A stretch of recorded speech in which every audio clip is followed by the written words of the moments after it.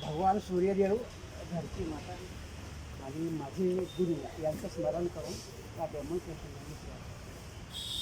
आता हे जे मी सांगणार आहे त्याचं सुजोग हे नाव आहे.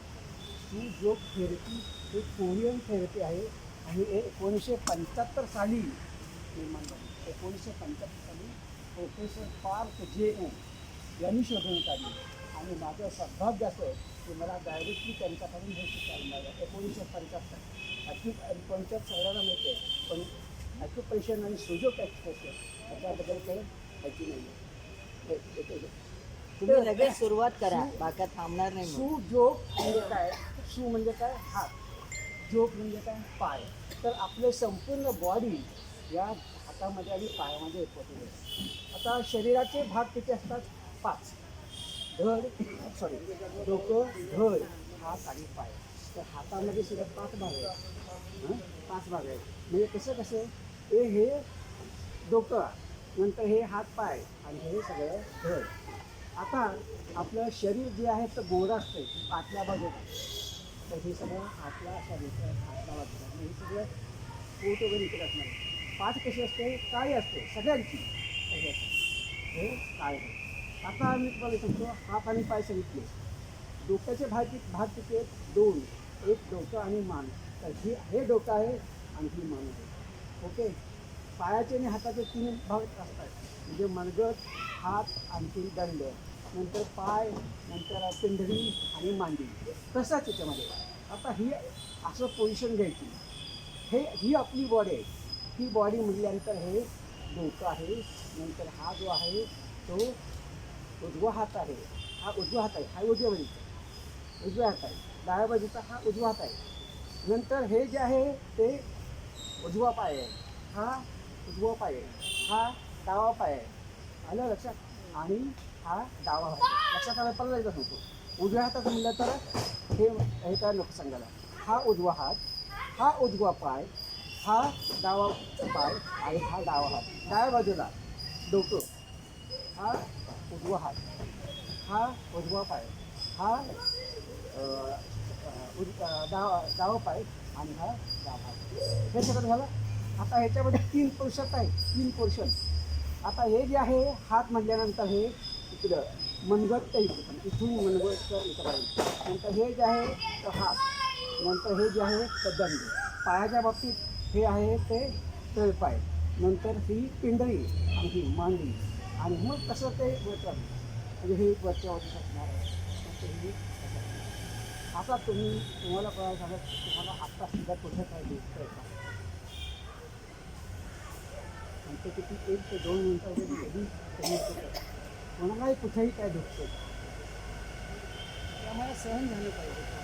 आपल्याला सहन तुम्ही सांगितलं की तुम्ही बघितलेलं आहे. आणि रिज्युडायस माइंड नको.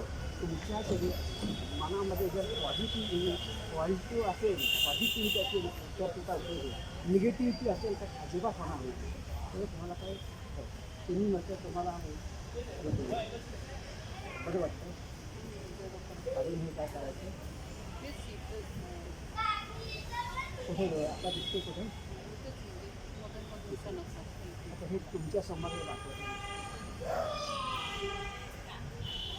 मला इथं दुखतो.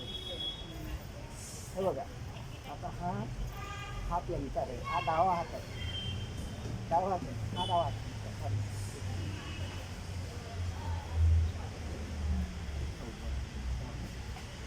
हा डावा हात आहे. आणि इथं मनगट इथं दुखतो. हां. आणि हे कुठं दुखतं आहे? इथं पोल्शनला दुखतं आहे. मी तिथं दाखवणार आहे. इथं ज्यावेळेस प्रेशर पॉईंट असेल त्यावेळेस अतिशय दुखणार, नंतर कमी होणार. आणि जिथं पॉईंट नसेल तिथं किती दाबलं तरी ते कमी दुखणार नाही. आता इथं दुखतं का तुम्हाला? जास्त दुखतं का? दुखतं इकडं इथं जास्त त्यामध्ये दुखतं जास्त. इकडे जरा जास्त परिश्रम दुखते असून. आणि इथं काय तुम्हाला जाणवतं आता सध्या काही जाणवत नाही. म्हणजे दुखणं कमी इथेच दुखणार असतं. आणि जास्त दुखते का ते?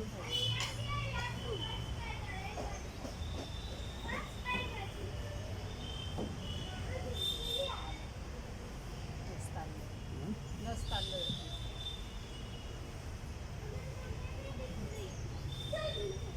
आता दुखायचं थांबलेलं आहे तुमचं. थांबलं? एक सॅम्पल दाखवलं, अजून कोणाचा दाखवलं, कोणाला दाखवलं, फक्त सॅम्पल म्हणून आणि हे तुमचं तुम्ही करायचं. म्हणजे इतकं तुम्ही किती तुमच्या शरीरामध्ये ज्या तुमच्या हातामध्ये सगळं काय आहे डॉक्टरचे आपण घरीच असते. फक्त काय करा आपण पॉईंट ओळखून पाहिजे. आता मला माहिती आहे कुठं काय पॉईंट आहे, तुम्हाला काही माहिती नाही, पण तुम्हाला आता सांगितलं नाही मी हात कुठं पाहिजे ते. त्या परत एकदा अनुषंगानं- सांगायचं आम्हाला. त्या अनुषंगानं आता हा एक पाय आहे म्हणून तर मग इथं पोटाचं- पायाला बोट आहे, पोटाचं इथं बोट कोणतं असणार, point आहे? पोटाचं. ते असणार. आपल्या पण हे करायचं. आणि हे सगळं जे वाडे आहे ती इथंमध्ये आहे, इथं सेंटरने वाढ आहे. पोटामध्ये इथं वरती पोट काय आहे, गाठसारखं हे वाटतं इथं पोट आहे, इथं पोट आहे, इथं हात आहे, इकडं फुफ्फुस आहे, नंतर इकडं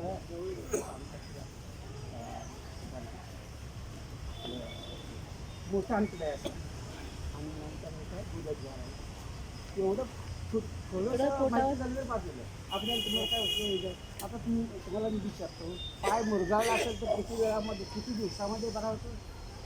पाय मुरगाळा जर असेल तुमचा तर किती दिवसामध्ये बरा होतो सांगा ना, तुमची अंदाज सांगा ना. 4-5 दिवस हा? 4-5 दिवस 5 मिनिटाच्या आत येईल. 5 मिनिटं जास्ती असते, 3 ते 4 मिनिटं जास्ती असते, 5 मिनिटं कमी. 5 मिनिटामध्ये तुम्ही पळायला लागता. हे एवढी पॉवर नाही त्यामध्ये.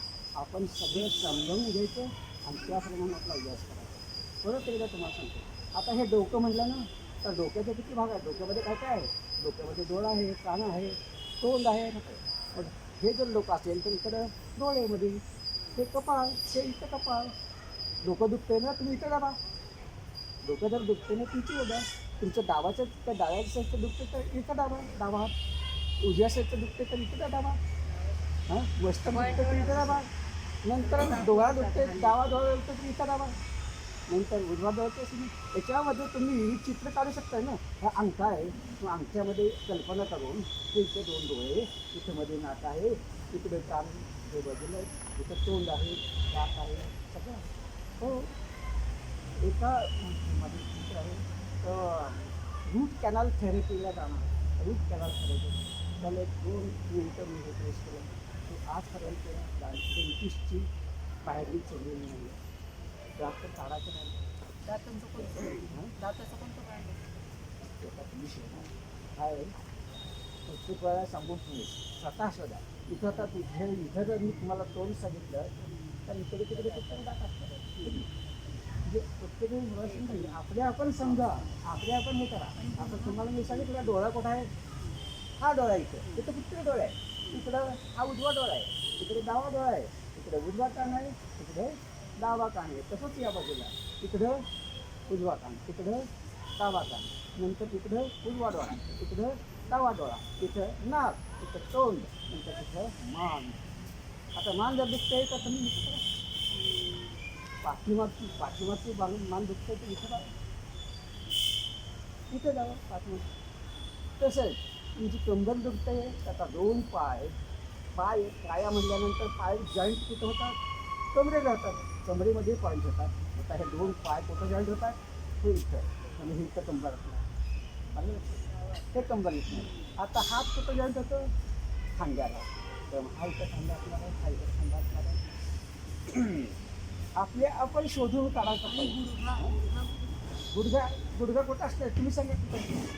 तुम्ही सांगा. आता पायाच्या मधल्या भागात, पायाच्या कुठं असणार गुडघा? हे मला मी सांगितलं हे 3 भाग आहे. 3 भाग म्हणजे इथं मनगट आहे. मनगट आहे म्हणजे इथं घोट असणार आहे आणि इथं गुडघा असणार आहे. आणि हाताच्या बाबतीत टोपर असतं इथं असणार आहे. नंतर मनगटाचा सांधा हा इथं असणार आहे. दंड खांदा हा इथं असणार आहे. खांद्याचा एवढं सगळं तुम्ही लक्षात घेतलं आणि प्रेस करायचं.